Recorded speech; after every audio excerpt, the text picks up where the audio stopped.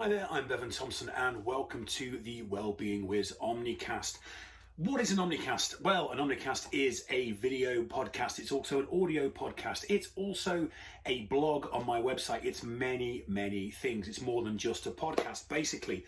And I'm the Wellbeing Whizz. I'm an anxiety coach who helps people manage their anxiety and start to live a better life. Now, what qualifies me for this, you're asking? Well, I used to suffer very badly from anxiety myself around maybe 10 years ago.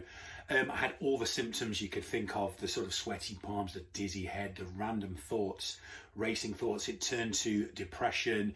It was essentially a living nightmare. And I spent a long time with doctors going through things like hypnotherapy. I tried tablets. I tried a lot of the different solutions. And I found the only thing that helped me was starting to go back to the start, work out how my thoughts worked, work out how they were creating my emotions, how I was creating this anxiety. And what I did, I created a framework and kind of cured myself. That led on to me thinking, hang on a minute, other people should benefit from this, and the Wellbeing Whizz was born. I set up as a coach, helping people manage their anxiety and helping them live a better life, as I say.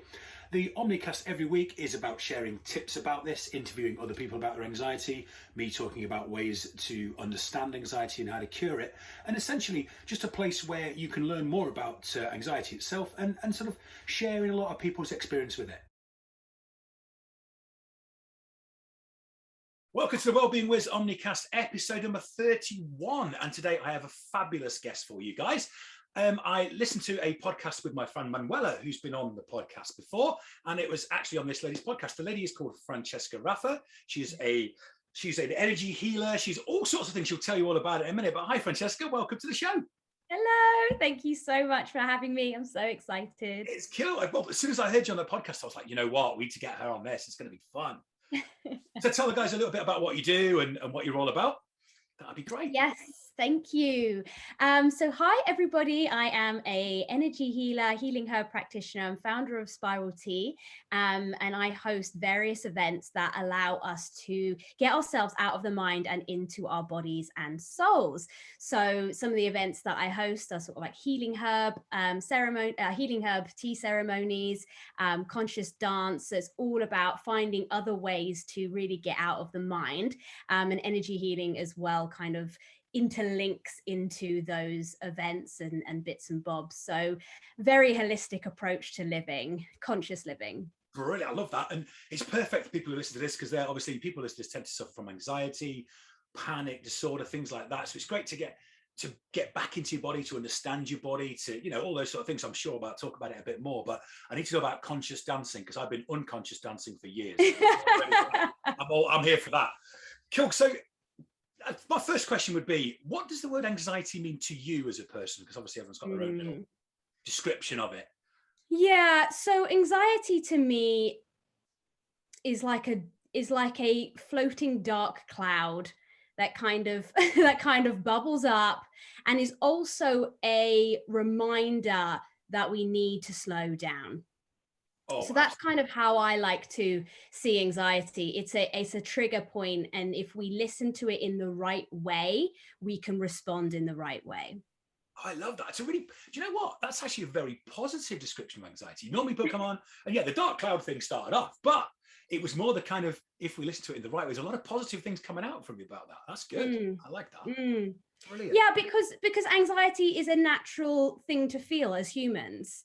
But it's just the way that we look at it, you know, like anything, like fear, you know, fear's not bad. Fear and anxiety can be linked, and they're not bad emotions to experience. It's just we need to know how to deal with them so they don't spiral into the rest of it, really. Brilliant. I like the way you got spiral in there. It's sort of branded. Talk about that more later. But yeah, you're right. Do you know what? And the core of what I teach people is that anxiety is just an emotion like all the rest. It's just got a little bit too big for its boots. It's reacting at the wrong time. And also you're reacting to it in the wrong way. There's nothing wrong, like you say, with a bit of anxiety. You know, if my kids climb up a set of scaffolding, I'm going to go, whoa, whoa, whoa, get anxious and get them down. I'm not going to ignore it. It's a good place to have anxiety. You know, if a tiger turns up in your lounge, it's good to be scared. But if things like the mortgage and gas bills and that are becoming the tiger, are becoming the scaffolding, that's when you've got a problem.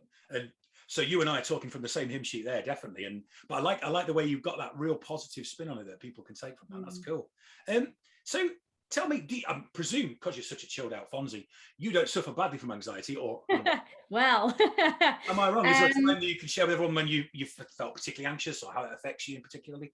Yeah, I mean, it's been a journey, like with anything, it's been a journey, but the journey has really been around knowing myself. That's allowed me to manage my anxiety, or even be aware of what that is, because I lived on anxiety and I didn't know that it was anxiety. No. I didn't know what it was. I thought it was normal. I was running around. I never gave any time for myself. I didn't even consider myself as, I wouldn't say important, but it was just like I lived and did what I thought I had to do.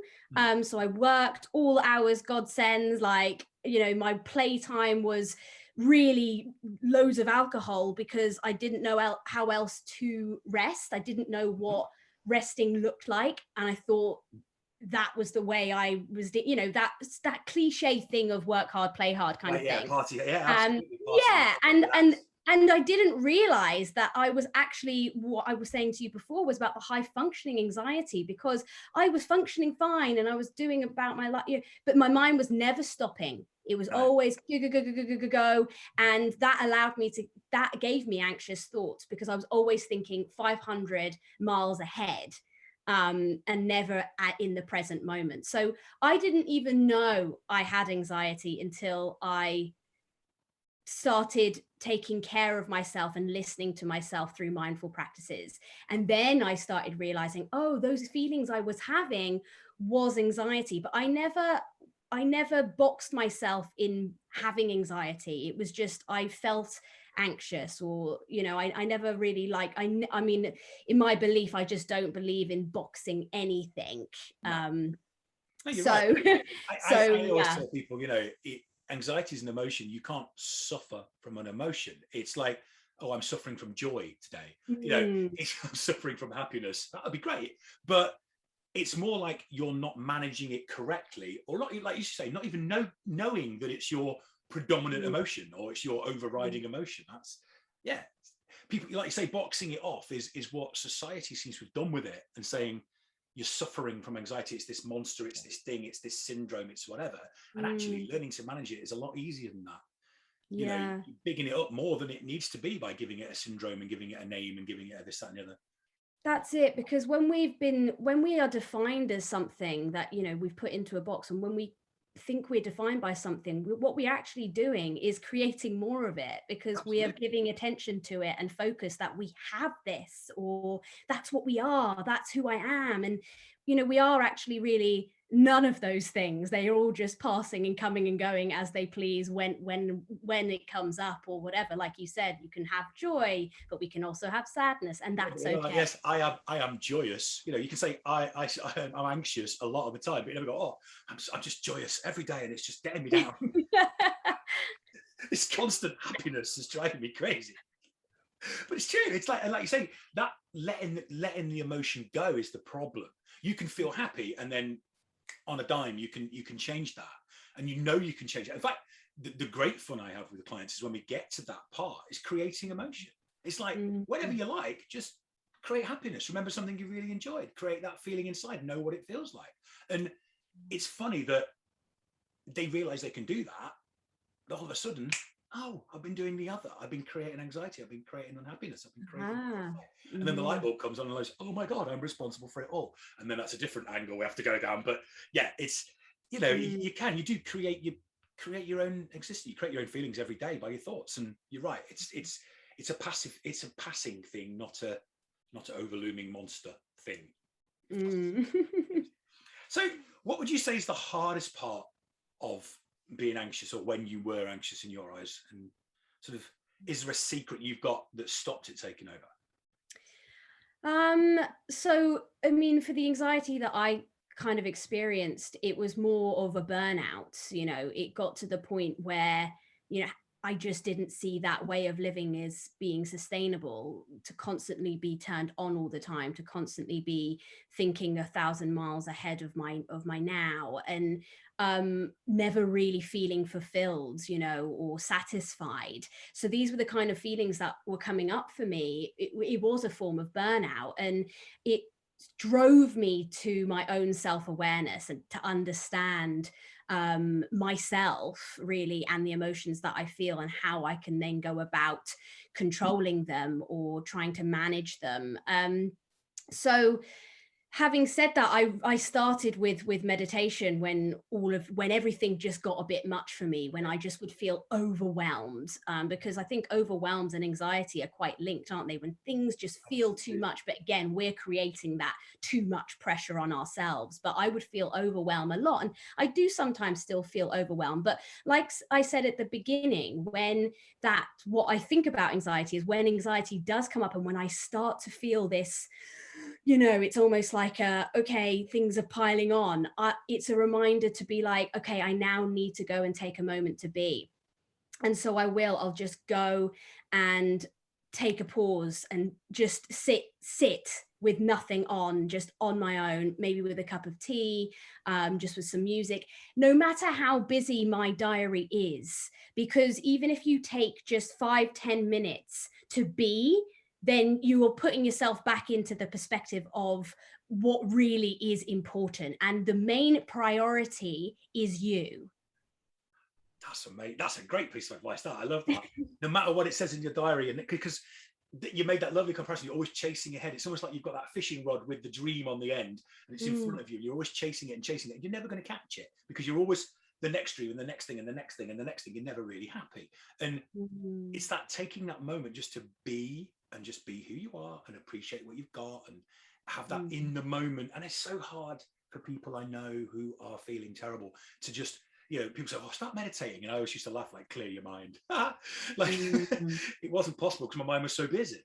But it's that, just focus on one thing. Just like you say, a cup of tea or something nice, like just have that moment. I love that. That's really cool. Yeah, I know. I completely get what you're saying, because it is easier said than done in the moment. Because, for example, the times when I didn't even realize that I was anxious, and people would say to me, oh, you just need to be more and stop doing. And I would be like, oh, like, oh yeah, well, that sounds easy. Like, and I actually did. It's funny we're talking about this now, because I did just do a post about this on my Instagram, because I would get that all the time. People would just say, you just need to be, or and people throw it out there, don't they? But you never know what that really means until you start experiencing it. And that's why I said you have to prioritize you, because when we're feeling anxiety, and when we're thinking about all these things, usually the last person we're thinking about is ourselves. Absolutely. It's all about everything else that's going on, and how it's all the scary things don't tend to be coming. They're all external kind of possibilities, and the what ifs are my favorite phrase. But it's that kind of things you're thinking of. It's never about, like you say, how you are, what you're doing, it's always like, what if this happens, and then this, and then this, and then this. And yeah, you like you say, 500 miles ahead all the time, and never being there. And you're right, everyone would say, yeah, just be. It'd be nice to have a more detailed instruction of what just being is. Yeah, it just sounded like an esoteric kind of hippie concept that little old me would never be able to achieve, because George Harrison I would never be. He's far too cool. Do you know people like that? I don't know anyone else, like Gandhi would be. I wouldn't be. Yes, I mean, also I think we are very conditioned to believe that doing equals results and being equals lazy. So there's that kind of has to switch there. But again, that goes back to sort of your own self-love and your own self-worth, that you are worthy to allow yourself to rest, because rest is extremely important. Sometimes another one of my favorite sayings is, you've got to slow down to speed up. I'm on the t-shirt. So many things people have said on this podcast, I go, that'll be good on a t-shirt. But it's true. And if you don't, like you say, you can't. The big joke, the big thing, my friend Phil, I always say my friend Phil on this podcast as well, he famously said to me, famously because it's on here every time, but they just say about on a plane, they tell you to put your mask on first before you can help others. You've got to care for yourself to achieve anything. And if you're not, you're just going, you're just running up a hill and tiring yourself out. And there's those, but yeah, it's people like yourself who can help people learn how to slow down, help people learn how to just be. Very simple tips, very simple everyday stuff you can do that if they don't find people like you, then we don't know how it works. We think it's way beyond us and way, far too mystical for us to understand. And, and it's not. It's just that people who exist and seem mystical because they're very calm and very chilled. Yeah. No, absolutely. And I think a big part of my journey for learning how to just be, just be, was actually attending events or things or going to places. For me, that felt like an activity. So I was going there, but even though it was to just be. So, if you attend a meditation circle, if you don't necessarily know how to, or have that sort of belief in yourself to be able to do it on your own, do it in groups first. Allow yourself to be held by others. And then slowly you build up the trust to allow yourself to hold yourself. And you can take those practices home. So I think that would be my pinpoint of advice there. Love that. I like the fact you kind of sneakily tricking your brain. You're doing, but you're actually being. Yeah. It fulfills that kind of, well, at least I'm doing something about it. Well, yeah. I like that. Yeah, I like any little trick that can get around your brain a lot. I love brain tricks. They're one of my favorites. Okay, so with that in mind, this sort of huge change you've undertaken, are there two people out there that you'd like to say thank you to, or give a little bit of a shout out to, that have helped you either career-wise or personal development wise, that's got to you to where you are? So I would have to say my brother, just because not he'll beat you up. No, but I think he's very much helped me without maybe knowing how much he has helped me. Like, I've always seen him as such a big inspiration. I've always been fascinated at the work that he does. So he's a medium, he's a psychic, he's also a healer. And he's always, He definitely won't be a bully and big brother then, crikey. Yeah, no, definitely not. Definitely not. Totally got him wrong then, I've always watched his journey and it's inspired me, but I never thought I never believed in myself to be that. And so he kind of inspired me behind the scenes, where I never really said that he did, but he has. Crikey, you can't let him know you inspire you. Not you. I've got a brother. There's no way I'd let him know that. But if it wasn't for him, I wouldn't know about these events that I used to go to, which are called the Mind, Body and Soul events. So they're held in Olympia, and I think it's Alexandra Palace. And it was at one of those events where I actually had a psychic reading from one of these ladies. And she told me about tea ceremonies in London. And so this is another lady I would like to shout out to, is Lyra from With Tea Lovers, because I attended one of her tea ceremony events, and that's the first time. And I was meditating before this, but I was trying to meditate every day after work. I was doing my 10 minutes. I was really sitting there and I was allowing myself the 10 minutes. And that was already a big step. But that was the first time when I attended one of her tea ceremonies, was when I really experienced what completely letting go and being really was. Whereas all I could think of was then, that moment, that tea. And my mind began to I just felt at one with everything. So yeah, those two people would be.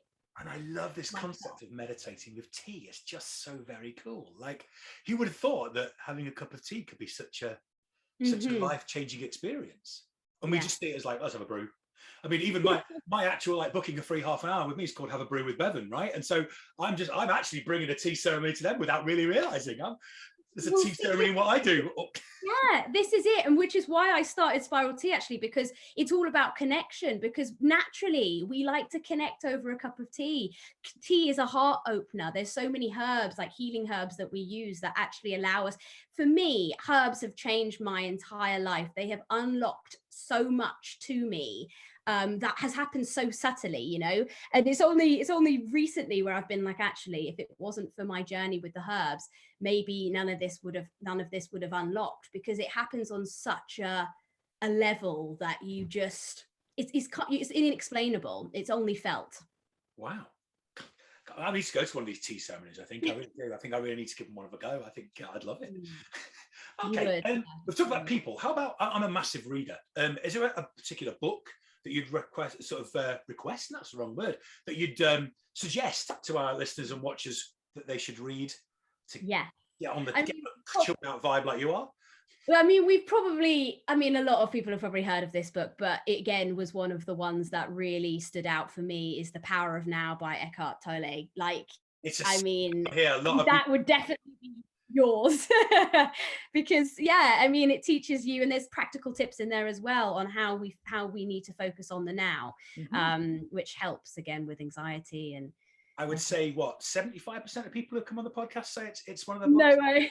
Yeah. And do you know what keeps coming up is the way you can just open it every day and almost use it like an oracle and kind of go, that's today's lesson for me. I've opened it the right page today for some reason, and there it is. And it's just I read it every few months, just because it just feels it's such a lovely book. It's just so nice and so life affirming, and so everything about it so brilliant that I think everyone should read it frequently. No mind blooming just once. Like it's great. But that's 100% behind you on that one.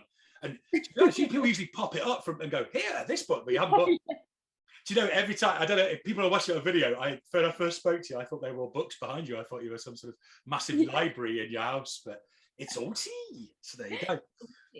All righty. And so, again, routine's good. People with anxiety, if you get into a good routine, exercising, whatever it be, is really good for guys like that. Is there anything you do every day that you could pass on as your super tip?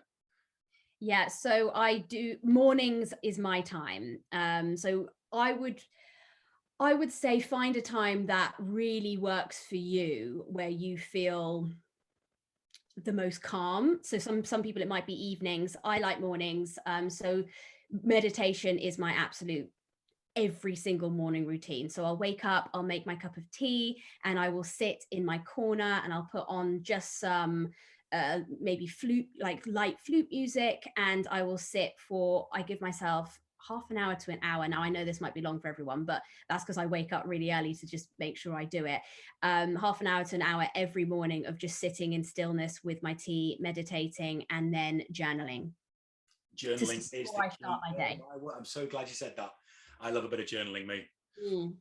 Every day. It's so good for you to get out those thoughts onto paper. Thoughts can really mess with your head if you leave them in there.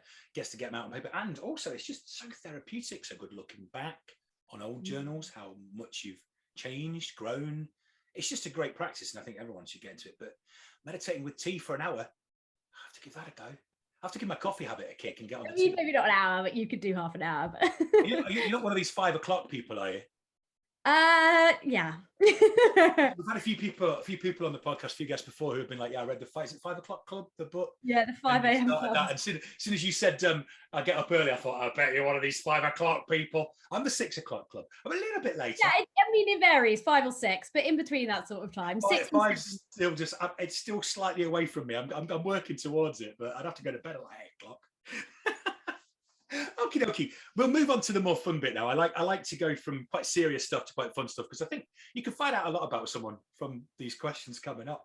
So the next question is, what's your favorite word and what's your least favorite word? So this one for me, so it was so easy for me to think of my favorite word, because I've always loved this word and I really don't know why. So it's incognito. I think I just love the way it kind of like rolls on the tongue, like I don't know, incognito. I just love it. It's like onomatopoeia. That's why I like that. It just feels lovely coming out your mouth. Yeah, incognito. It's quite sort of, what's the word, like exotic as well, isn't it? He did it incognito. You could have said in disguise, but no. He was incognito. Level up.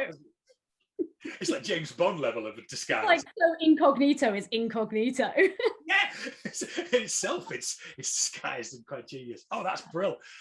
And what's your least favorite word? I'm wondering if it's going to be one. We've had a few repeats on this one, but honestly, this one I found a little bit tougher. And then I thought of the word sinister, not only just because of its meaning, but also it feels quite harsh to say, like sinister. Oh yeah. So twisted, horrible kind of. Yeah, I mean, I know that's the meaning of it, but equally, it kind of, the way you say it also very much reminds me of that.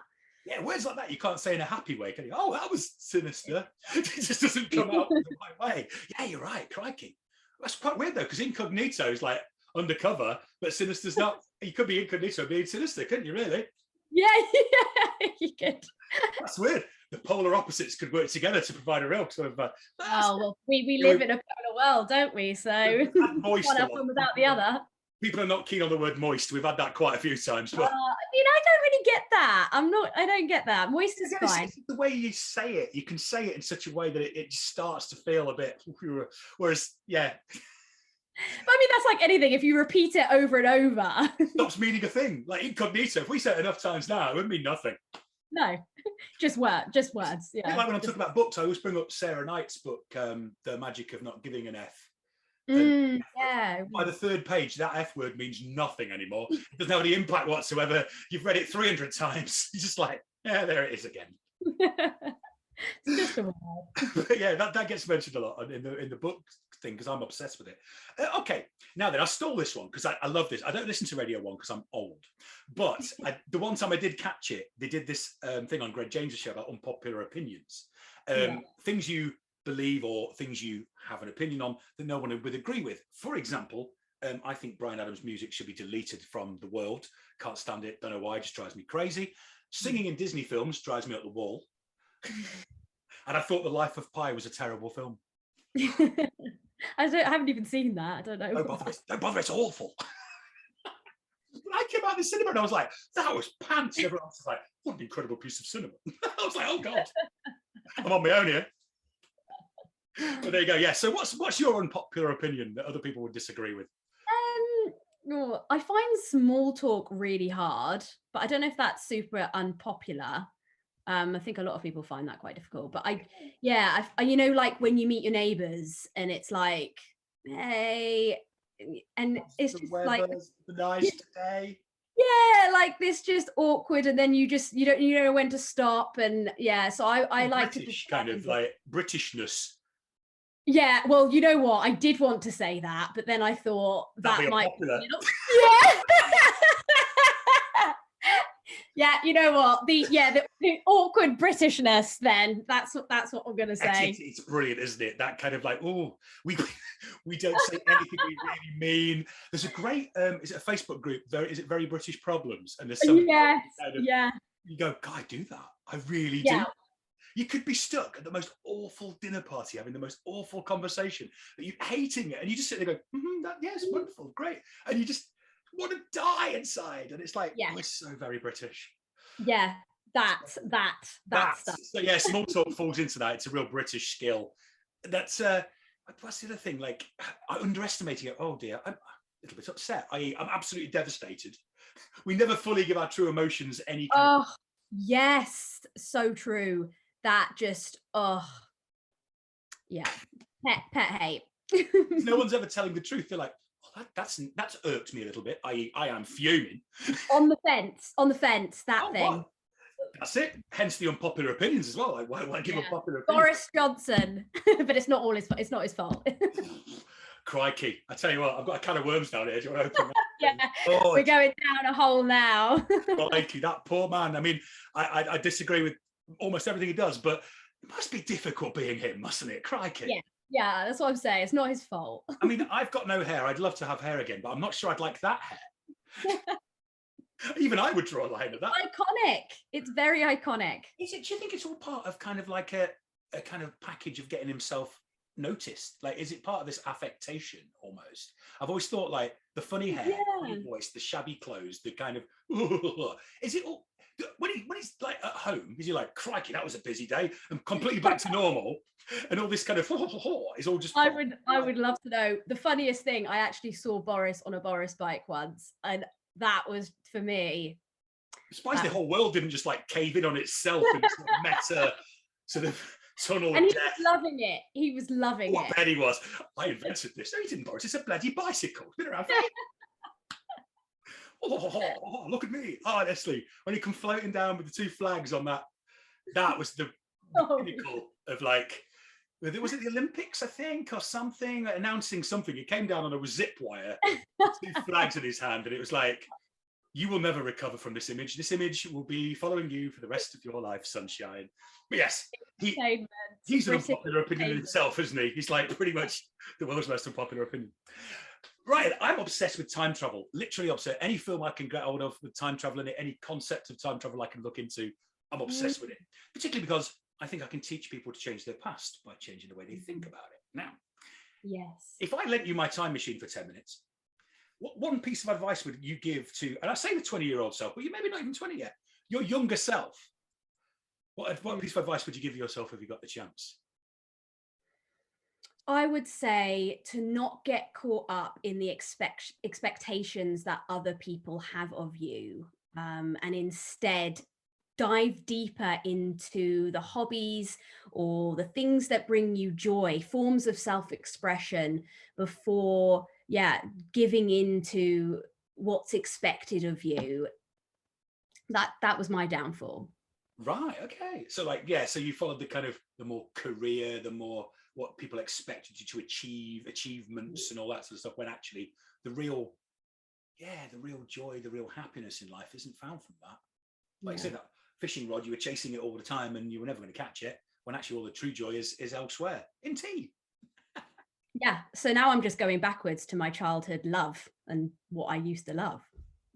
But isn't that what it's all about? I mean, at the end of the day, like, I had my own corporate business, all this sort of stuff, blah, blah, blah. And you know what? I love doing what I'm doing now more than anything. And I wish I'd just decided to do this from day one and not what people expected of me. It would have been so much more fulfilling in life. And it's not all about being successful in one way. The success can have different forms. And you're right, totally.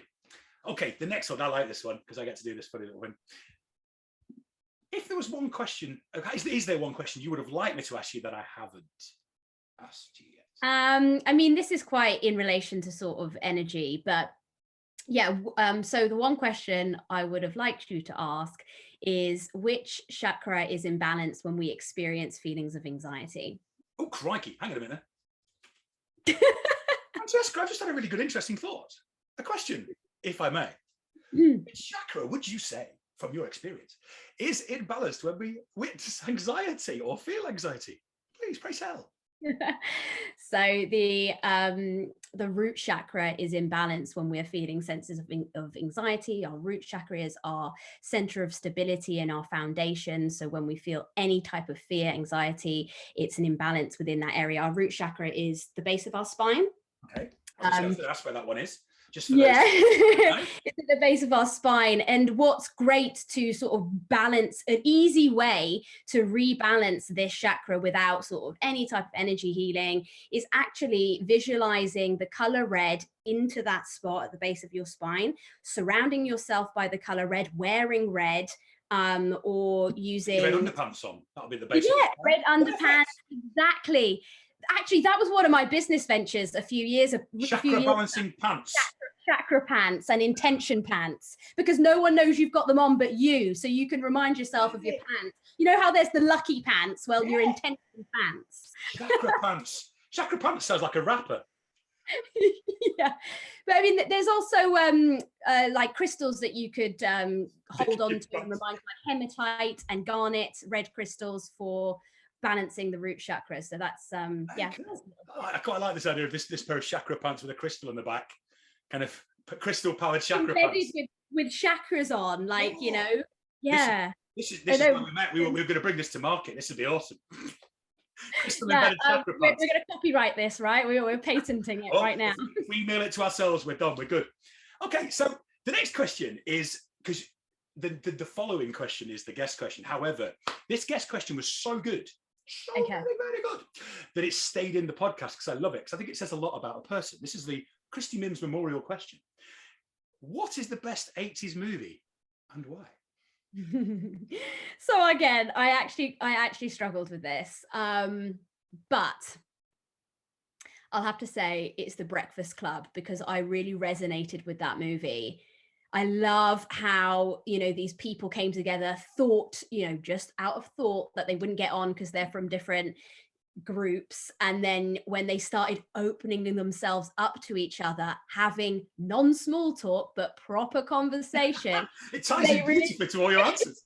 they realize that, you know, we are actually all connected and we do experience some of the same things. Most of us do, and we just don't talk about those enough, like anxiety, for example, and all of those things. And then that creates this looming an umbrella over all of them. But actually, we're all in the same boat and we all feel the same things. I tell you what, I love the Breakfast Club, and it's also got that, the soundtrack, the look of everyone in it, the clothes are just epic, some of the hairstyles are just wicked. And like you say, when people answer this question, there's one or two ways they approach it. We had David on, my friend, who's like a massive film buff, and he was like, oh, the angles of this and that. Oh, okay. And some people are like, you know, you came from it from, they all realize they're in the same boat, they all open up in the foods. Then some people go at it with the old, look at the trousers on that geezer, that's why it's the most 80s thing ever. It's brilliant, because I think it says a lot about a person's personal view. And it was funny, Christie just asked it because it was fun, but actually we got in a proper chat about it. We're like, you know what, this is a good psychological kind of evaluation almost. But I like the way yours tied into all your other answers as well.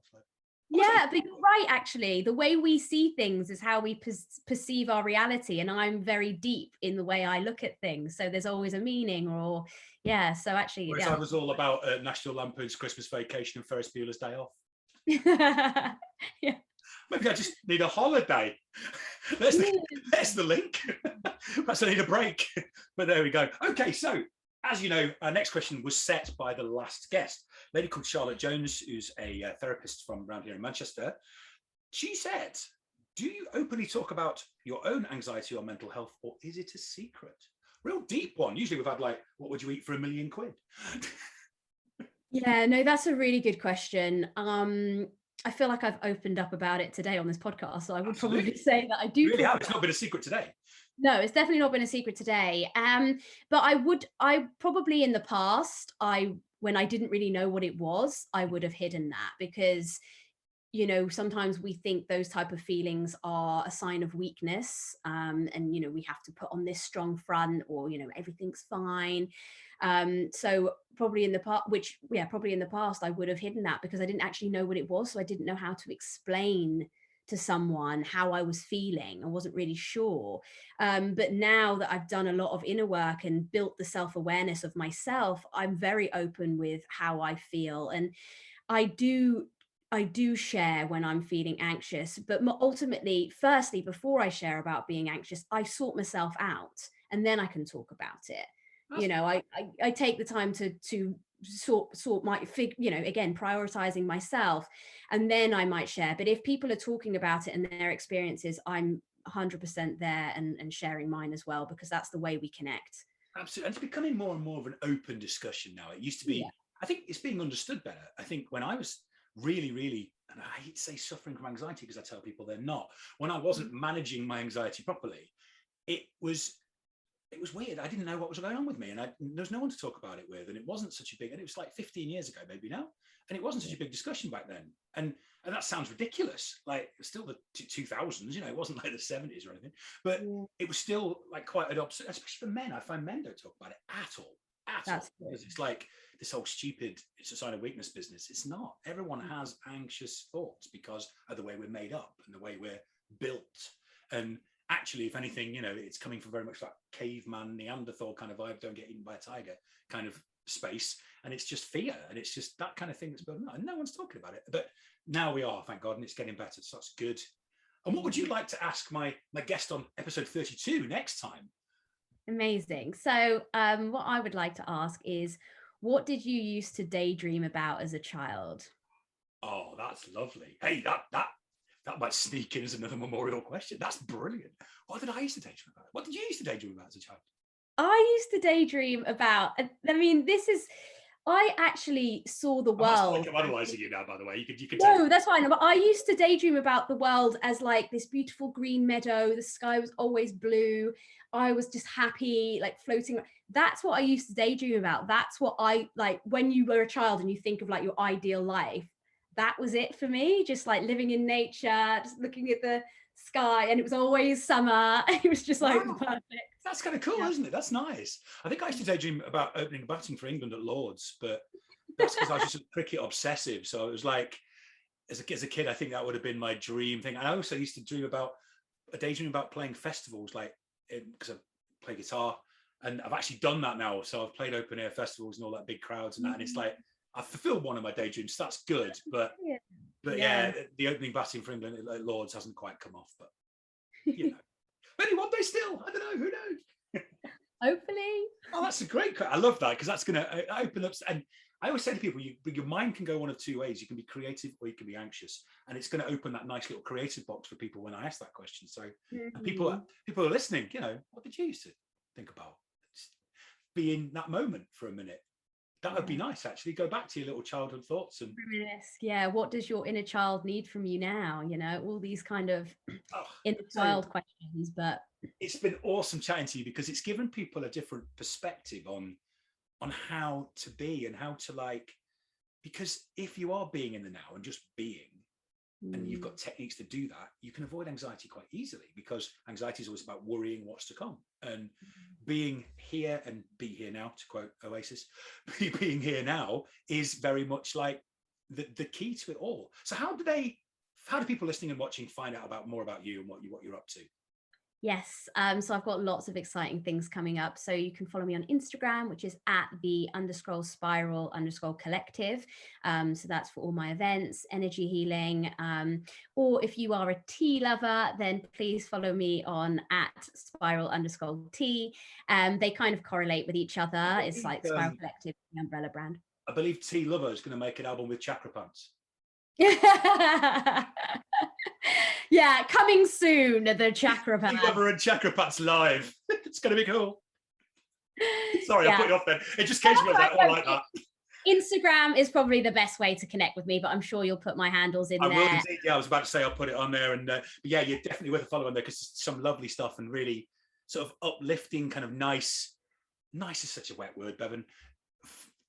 Nice was the only word I could come up with, but like really kind of inspiring stuff on there. Yeah, that's a better word. Nice. I used to get told off by my English teacher, Mrs. Roberts, for using the word nice. So when I catch myself doing it, I tell myself off.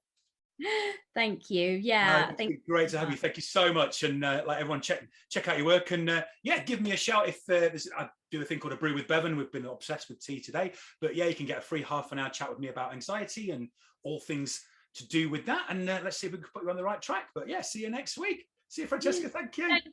Bye.